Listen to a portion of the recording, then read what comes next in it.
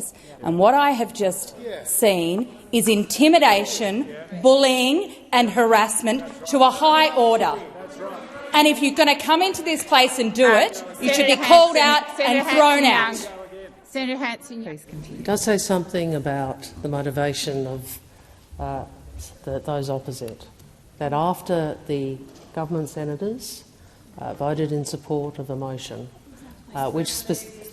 Senator Cash, I've asked for silence. It applies to you. You've asked your question. Senator Cash, no, silence. You're not in a debate with me. I've asked for silence. I'm the president. I am always happy, and I have been for all of my political life, Senator to stand. Ruston. Order. Order. Order. Order. And Senator Cash, I do hope that comment was not directed to me. It is my job as the president and my authority, Senator Cash, be quiet, to demand order in this place. Senator Cash, you are not in a debate with me or Senator Watt. Senator Cash, no. No, Senator Cash, it's time for silence. All right, buckle up, because what you're about to hear is not just another polite stroll through Parliament House with the curtains drawn and the microphones muted. No, this is one of those days where the Senate turns into a pressure cooker, the temperature's set to extra spicy, and everyone's pretending they're calm while gripping the desk like it's the last lifeboat on the Titanic. Welcome to Canberra, where order is demanded every 5 seconds, silence is requested loudly, and chaos arrives right on schedule like it's booked a business class flight. Real quick before we roll the footage, if you're enjoying this content, do me a huge favour, hit that like button and smash subscribe. Over 98% of viewers watch without subscribing. Don't be one of them. It's free for you and it helps us out more than you know. Already clicked? You're awesome. Let's get into the video. Tragically, this phrase is increasingly being used in Australia and elsewhere as part of an unprecedented wave of anti-Semitism. The Prime Minister has agreed that this is a very violent statement and that it doesn't have a place in our political. To Senator Payman about her use of the phrase yesterday, "From the river to the sea, Palestine will be free." Senator Thorpe, once again, I've asked for silence. It applies to you. I should not have to keep calling individual senators by name. That includes you. I'm asking for silence.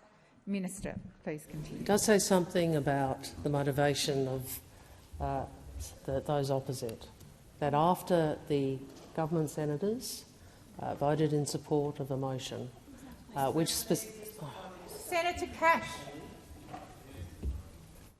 I've asked for silence. It applies to you. You've asked your question. Senator Cash, no, silence. You're not in a debate with me. I've asked for silence. I'm the president. I am always happy, and I have been for all of my political life, Senator to stand. Ruston. Order. I believe the minister is being relevant. I have asked for silence. My order, order. And Senator Cash, I do hope that comment was not directed to me. It is my job as the president and my authority, Senator Cash, be quiet, to demand order in this place. Senator Cash, you are not in a debate with me or Senator Watt. Senator Cash, no. No, Senator Cash, it's time for silence. It's time for silence. I'm going to ask the minister to finish her contribution, and I do want silence and I want some respect. We know what the motivation is from those opposite. That they're not interested in the government. They're not the government. Order. Order. Order.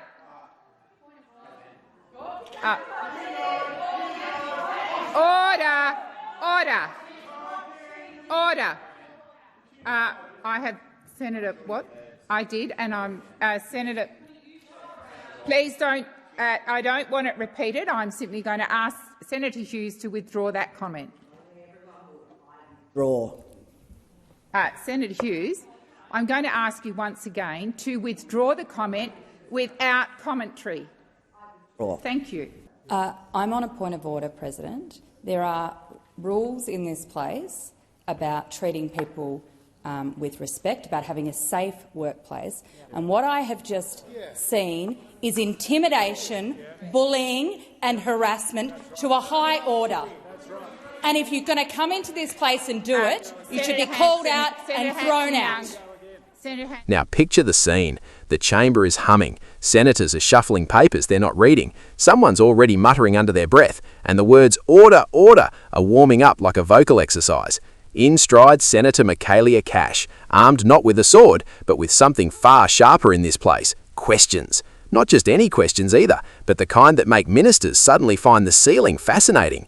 And sitting opposite, we have Senator Penny Wong, calm on the surface, diplomatic to the core, delivering sentences so measured you could set your watch by them.